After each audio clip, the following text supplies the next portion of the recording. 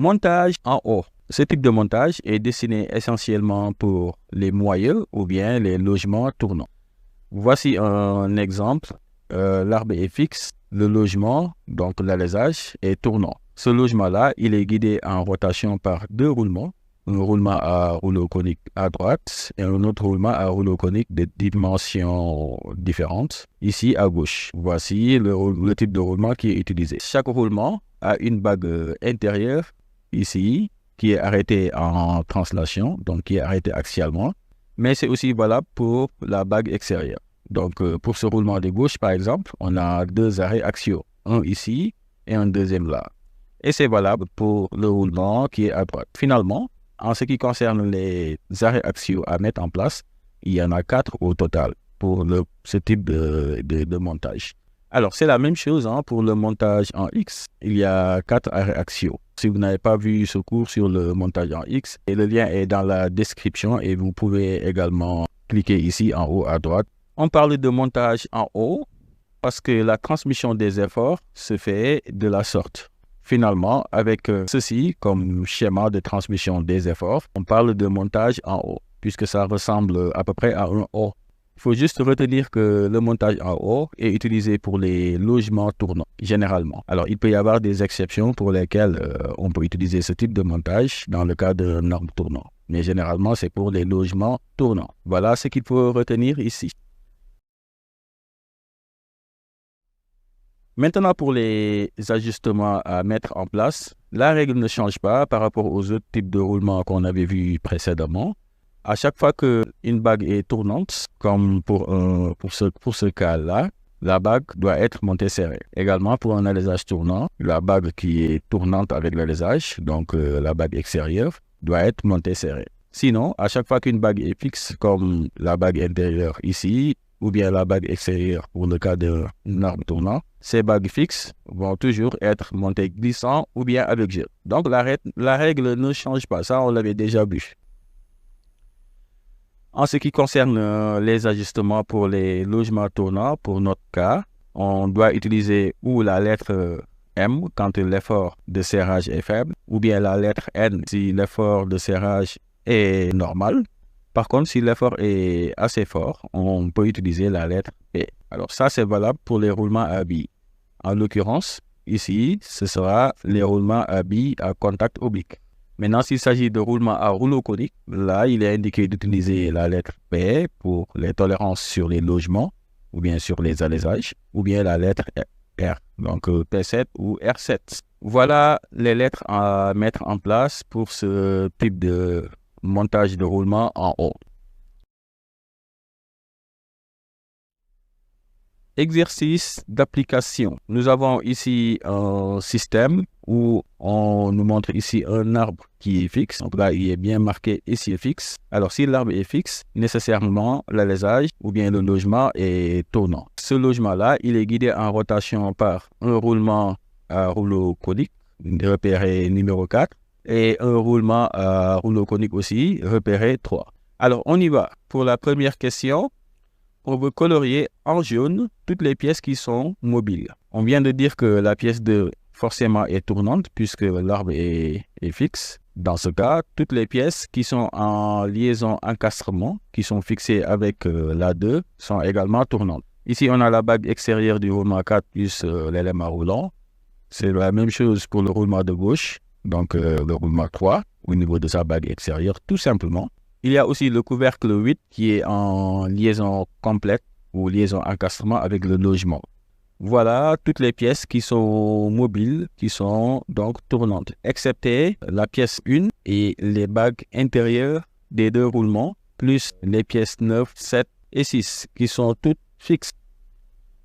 Question numéro 2, le montage est-il à arbre tournant ou bien à alésage tournant? Donc, on vient de donner la réponse tout de suite. Le montage est à alésage tournant. Est-ce que maintenant les bagues intérieures sont montées serrées ou bien libres? On parle bien de bagues intérieures. Un petit rappel sur les ajustements. Seule la bague tournante est montée serrée. Donc, les bagues fixes sont montées glissant ou bien avec gel. Nous, on est dans le cas d'un alésage tournant. Forcément, c'est les bagues intérieures des deux roulements qui vont être montées avec gel. on va donc encercler libre, puisqu'il y aura du jeu ici et là. Est-ce que les bagues extérieures, dans ce cas, sont montées serrées ou libres? Nécessairement, ça va être serré pour les bagues extérieures des deux roulements, ici et là et là-bas. Donnez le type de roulement utilisé ici. Les roulements sont repérés par 4 et 3. Alors là, ce sont des roulements à rouleau conique qu'on a donc sur la photo ici, avec la bague extérieure étant ceci. Les éléments roulants ici sont des rouleaux coniques et la bague intérieure du rouleau.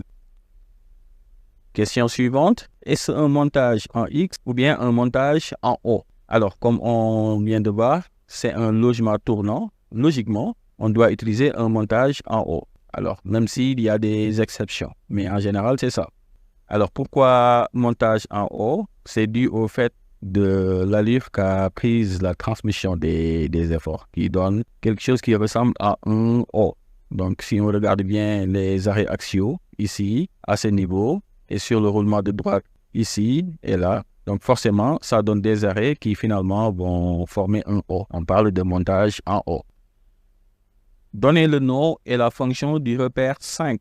C'est un joint à lèvres qui permet d'assurer l'étanchéité dynamique des roulements. Voici le joint à lèvres en coupe qui est donc représenté comme ça en dessin normalisé. Mais sur ce dessin-là, on a ce qu'on appelle la version simplifiée. Alors, pourquoi étanchéité dynamique? Parce que le joint est inséré entre une pièce fixe qui est l'arbre et une pièce qui est mobile. Si ces deux pièces étaient fixes, on parlerait d'étanchéité statique. Donnez le nom et la fonction du repère 6.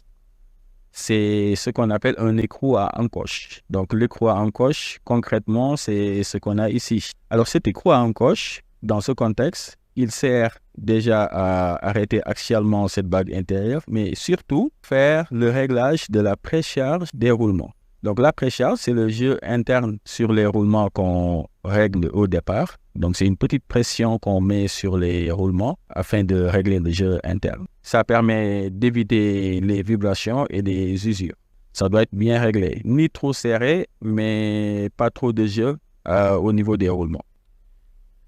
Donnez le nom et la fonction du repère 7. C'est l'élément qui est noirci ici, qui va toujours avec un écrou à encoche. Donc ça, c'est ce qu'on appelle la rondelle de freinage, la rondelle frein. Son rôle, c'est de freiner l'écrou à encoche. Parce que l'écrou, après avoir été monté sur l'arbre, ne doit plus se desserrer à cause des vibrations. Donc, c'est la raison pour laquelle on l'associe tout le temps avec cette rondelle-là qui donc, va effectuer le blocage de l'écrou. C'est pour ça qu'on parle de freinage. Donnez les tolérances, les ajustements pour les portées de roulement. Alors, les portées de roulement, c'est ce qu'on a ici. Là, on a une portée de roulement, une autre portée de roulement ici. C'est valable pour le roulement de gauche. La règle nous donne ceci. Ici, on est dans le cas d'un alésage tournant. Les bagues extérieures sont tournantes. Elles vont être montées serrées. Pour les tolérances à mettre en place au niveau de l'arbre, ici, on doit mettre du G6. Voici la tolérance sur l'arbre. Et au niveau de l'alésage, ça va être du N7. Et dernière question, donnez la matière de la pièce repérée 8. La matière, c'est également le matériau. C'est la même chose. Alors, on l'identifie à travers les motifs sur les hachures qui sont utilisées. Par exemple, si les hachures sont comme ça, comme pour la pièce numéro 2, ça peut être de l'acier ou bien de la fonte aussi. Sinon, pour l'aluminium, on a ça, pour le cuivre ou bien le bronze. Et là, pour ce type de motif qu'on a sur la pièce numéro 8, ça c'est bien de la matière plastique. La matière de la pièce repérée 8 est du plastique.